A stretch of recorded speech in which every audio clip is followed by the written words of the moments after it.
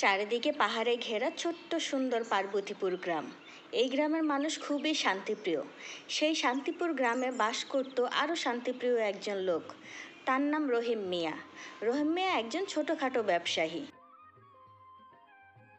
তার কুটির খানিও ছোট, তার সংসার খাটনিও ছোট। তার মেয়ে আয়েশা এবং স্ত্রী রাবেয়া বসরি থাকতো সেখানে।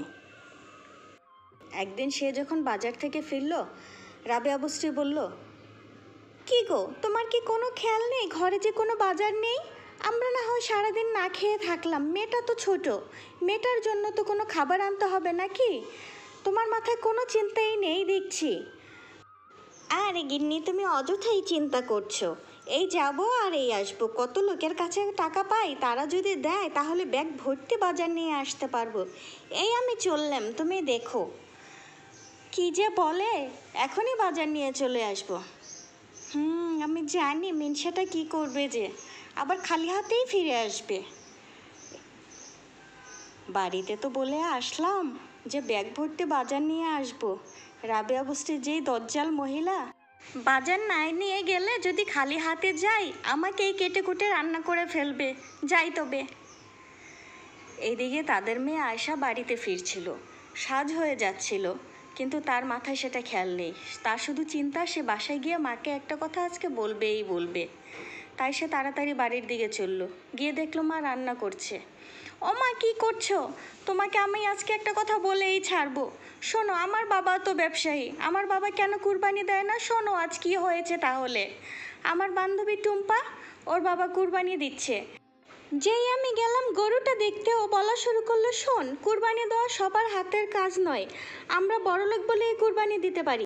অবশ্য তুই এটা বুঝবি না, তোর বাবা তো গরিব।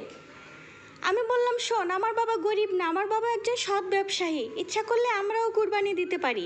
যেদিন কুরবানি দিব সেদিন তোকে এসে দেখাবো। ওর কথা শুনে ওদের গরুটাও হা হয়েছিল জানো। তারপর আমি চলে আসলাম। বাবাকে আজ তোমার বলতেই হবে। শুনছ তো আমার কথাটা? আমার এই কথাটা কিন্তু তুমি মনে রেখো। রোজ রোজ তোমাদের বলি, আর কুরবানি ঈদ আসলে তো আমার মনটা খুবই খারাপ হয়ে যায়। শোন মা, আমি তো চাই তোর বাবা কুরবানি দেখ, কিন্তু তোর বাবা যেই ধরনের লোক তাতে আমাদের খাওয়া পড়াই হয় না। কুরবানি দেবে কি করে? তারপরও আমি আজ বলবো, তুই চিন্তা করিস না। আয়শা বিছনার দিকে এগিয়ে গেল। শোনো মা, কথাটা মনে রেখো, কিন্তু বাবাকে আজ বলতেই হবে, এই তোমাকে বলে দিচ্ছি।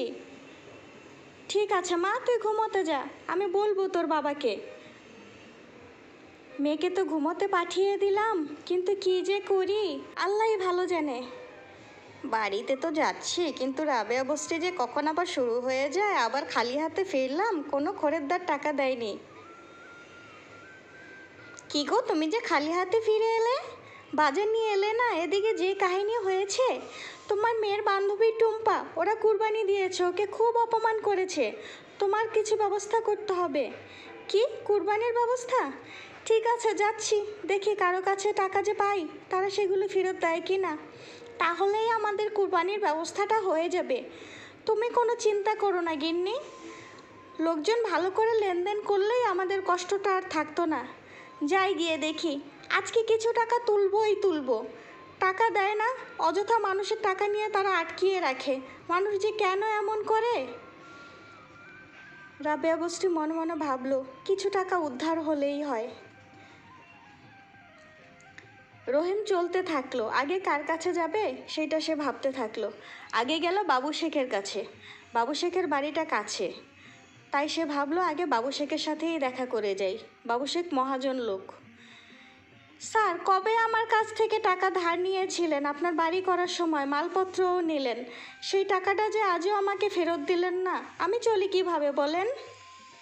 হ্যাঁ, তোমার টাকা তো নিয়েছিলাম, সেটা তো কাজে লাগিয়ে ফেলেছি। কাজ থেকে টাকা আসার আগে কি টাকা দেওয়া যায় বলো? এই হচ্ছে তোমাদের ছোট লোকদের এক ধরনের ব্যবসা। তোমরা টাকা দেওয়ার সময় দিবে, তারপর শুধু চাওয়া চাওয়ি করে বিরক্ত করবে। যাও বাছা, যখন পারি দিয়ে দিব। এখন গিয়ে আমাকে উদ্ধার করো। ঠিক আছে মশাই, চলেই যাচ্ছি। এসেছে আমার কাছ থেকে টাকা উদ্ধার করতে। বাবু শেখের কাছ থেকে টাকা নেওয়া কি এতই সহজ? হে হে হে, যা বেটা। বাবু শেখের কাছে তো টাকা পেলাম না, এবার কোনো না কোনো ব্যবস্থা তো আমাকে করতেই হবে।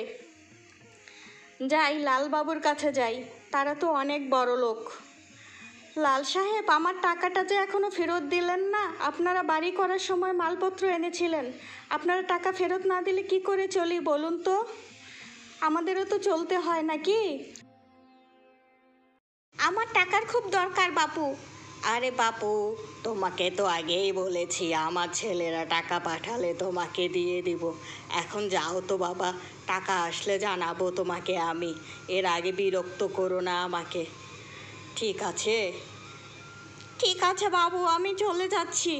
এই জন্যই লোকে বলে বড় লোকের সাথে লেনদেন করতে নেই। আরে বাবা, আমার ছোটোখাটো একটা ব্যবসা, সেইখান থেকে টাকা নিলি, এখন কেন ফেরত দিবি না? তোরা তো আয়েশ করছিস, আমার ছোট একটা বাচ্চা, ছোট একটা সংসার, আমি কত কষ্ট করে চলছি, সেই দিকেও তো তোদের ধারণা রাখতে হবে নাকি? শুধু নিজেদেরটাই বোঝে বড় লোকেরা, গরিবের কষ্ট কেউই বোঝে না। এখন বাসায় গেলে রাবেয়া বস্ত্রী না আমাকেই কুরবানি দিয়ে দেয়। এই কথা ভাবতে ভাবতে সে খেয়াল করলো ছোট্ট একটি ইঁদুর লাফিয়ে লাফিয়ে তার দিকে আসছে। সে ভাবলো, কিরে ইঁদুর আমার দিকে আসছে কেন? ইঁদুরটি তার কাছে পৌঁছে বলল, রহিম ভাইয়া, আমাকে একটু সাহায্য করবে প্লিজ? একটা সিংহ আমার পিছনে পড়েছে, সে আমাকে পেলেই মেরে ফেলবে। আমি তোমাকে কি করে বাঁচাবো ভাইয়া? আমি নিজেই সহজ সরল লোক, একটা বুদ্ধি করি, চলো। তুমি বরং ওই দিকে গিয়ে পালিয়ে যাও, সিংহ তোমাকে পাবেও না, মারতেও পারবে না, তুমিও বেঁচে যাবে, আমিও বেঁচে যাব। ইঁদুরটি লাফাতে লাফাতে ওই দিকে চলে গেল। রহিম শেখ ভাবতে থাকলো, যদি সিংহ এসে আমাকে মেরে ফেলে আমি কি করব? ভাবতে ভাবতেই সে খেয়াল করলো তার দিকে একটি সিংহ আসছে। এসে তাকে জিজ্ঞেস করলো, কি রে রহিম শেখ, এত রাতে এখানে বসে আছিস কেন? এই দিক দিয়ে একটি সাদা ইঁদুর যেতে দেখেছিস? আমি ওকে চিবিয়ে চিবিয়ে খাবো, নাকি লুকিয়ে রেখেছিস তাহলে তোকেও খাবো? না ভাইয়া, আমি গরিব মানুষ, আমার এত সাহস কোথায় যে তোমার খাবার আমি লুকিয়ে রাখবো? তবে এই দিক দিয়ে সাদা কিছু যেতে দেখেছিলাম, ওই ঝোপের দিকে। সিংহটি চলে গেল ওই দিকে ইঁদুরটিকে খুঁজতে। রহিম শেখ ভাবতে লাগলো, কি যে বিপদে পড়লাম আজকে।